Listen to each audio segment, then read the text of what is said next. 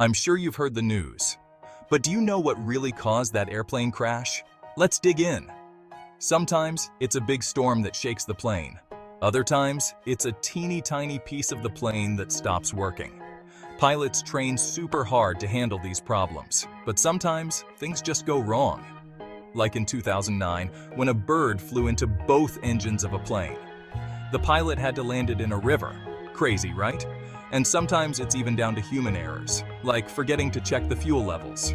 But here's the cool part. Each crash teaches us how to make planes even safer.